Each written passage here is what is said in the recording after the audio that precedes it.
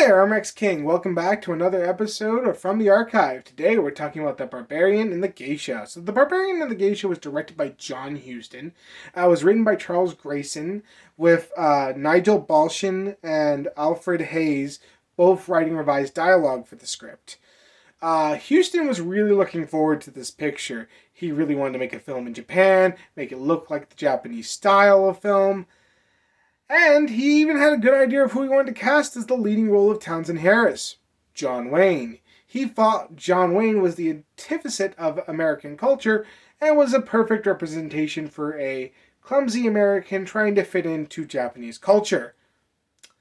And he got his wish. However, everything went downhill from there, as John Wayne and John Huston did not get along at all. And they really... Oh god, that feud is pretty famous actually. So they have very different styles. If you know anything about John Wayne and John Huston, you know what I'm talking about. John Wayne was very serious. He believed that he was a serious actor and that he took filmmaking very seriously. John Huston was more laid back and was willing to take his time to get the film that he wanted to make. These two different styles did not go along very well, and there was even a rumor that Wayne and Huston came to blows during the filmmaking process. Now, that's more than likely just a rumor, as no one's ever been able to confirm that, and Wayne and Huston never ever brought it up in conversation. So, yeah, it's highly unlikely that ever actually happened, but their relationship was really bad. In fact, when the film was released on September 30th, 1958, and it bombed because it had a budget of $3.5 million and only made $2.5 million, Wayne and Huston blamed each other. Huston actually also blamed the studio because he felt like his notes of how the film should look were not appreciated as much as he wanted them to be. So, is this film truly a stinker? Or has it gotten better with age? Well, let's talk about it. So, The Barbarian and the Geisha follows Townsend Harris, the first Consul General of America to go to Japan, alongside his trusty interpreter, played by Sam Jaffe.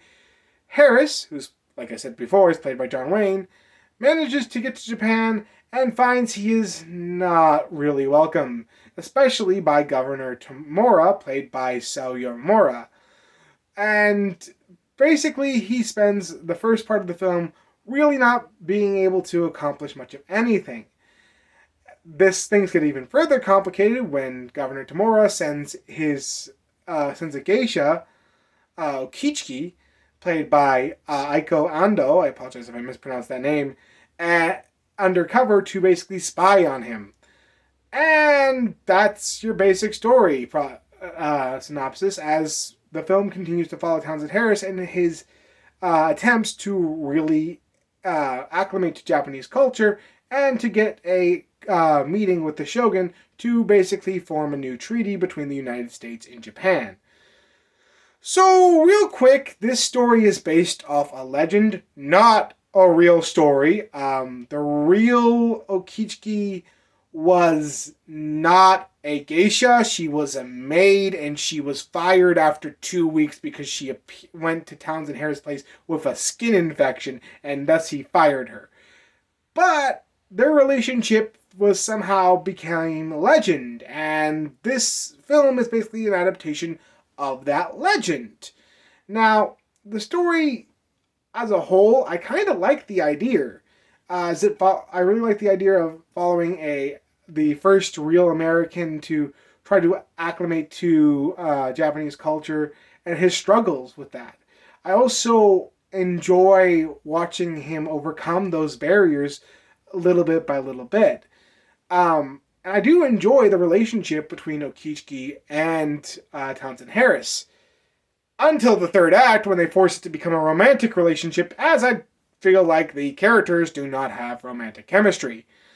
Honestly, I feel like this film would have been a lot better if they didn't force it to go down that road. In fact, for most of the film, I felt like she was looking more up to him as a father figure or a close personal friend. If they kept the relationship platonic, I think the film would have worked a lot better than it ended up working.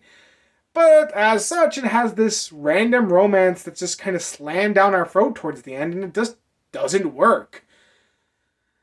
Another problem I have with the film is the character of Townsend Harris. Townsend Harris was supposed to be a diplomat. He was supposed to be someone who was able to navigate these cultural differences and achieve results. However, in this film, he's basically another John Wayne character. A cowboy who finds himself in this foreign setting and has to try to acclimate without really knowing how to do that. I really feel like they missed an opportunity to write a more complex character here, and I really feel like there was more they could have done.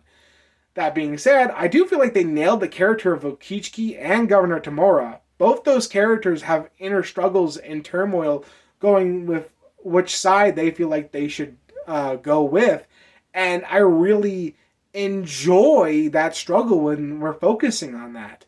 But whenever we focus back on Townsend Harris, it really loses a full momentum almost. Then you have the performances, and Aiko Ando, again, I apologize if I mispronounced that name, is brilliant in this film. She managed to do a lot with this character, Okichiki, and managed to make her, give her a lot of layers with her emotions. And it's surprising because this is the only role she ever received. And she was great in this film. I gotta imagine if this film doesn't bomb, she goes on to do fantastic work as an actress. Sao Yamamura is also brilliant as Governor Tamura, and I really love focusing on how he manages to bring this internal struggle to the screen. John Wayne, on the other hand, is playing a John Wayne character and is playing it like John Wayne will. Yeah, I don't like John Wayne as an actor. There you have it. I don't find him that interesting, and I don't think he's able to bring layers to his characters. And this film showcases that, as his character is one note, and his performance is just as one note. There is nothing here that we haven't seen from John Wayne a billion times before, and it just doesn't break any new ground. The visual style of this film is an actual surprise, as I really enjoyed the locations and the sets, and I felt like they work really well to show off a similar style to the Japanese film of the time. I get what John Huston was saying about how he felt like his vision of a film that's supposed to look and feel like it was made in Japan, and how it doesn't really look like that at times. There are moments where I see that, but I do think this overall, the film does capture that vision. And I think the visuals have aged really well. I think the sets work, I love the locations, and I just really like what they managed to do. The music, which was done by Hugo Friedhofer, I apologize if I mispronounced that name, is also quite good. I think it manages to capture the score of a Japanese film while mixing in some American music really well. I do think that the music breaks to represent the songs that Okichiki sings and the other festival music that they use is really well done, and I really like how they use it in the film. Overall, the music is really well done. The movie, on the other hand, is, well, a mixed bag. I did like it a lot more than I thought I was going to like it. I really thought this film was going to be awful, just by looking at the title. But it wasn't bad, and when it was focusing on the internal struggles of our Japanese characters, I really feel like the film nailed it. When it's focusing on Townsend Harris and John Wayne's weird performance here, yeah, it just doesn't work for me. And that's a shame, because honestly I think this film has a lot of potential with what we got. So that being said, do I recommend this as a watch, dream, or an avoid?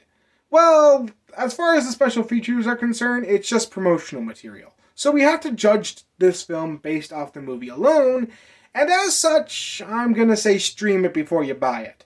The film's not bad enough to be an avoid, and I can see some people really liking this movie. For me, the film's fine. It's not bad. It's just not great either. I would say it's good for sure, but just nothing I would highly recommend to go out and immediately buy right away. And it's definitely not an instant classic like some other John Huston works. Anyway, that's what I thought about The Barbarian and the Geisha. What do you think about it if you've seen it? Let me know in the comments below. And next time, we take a look at J.J. Abrams' Star Trek adaptation. See you then.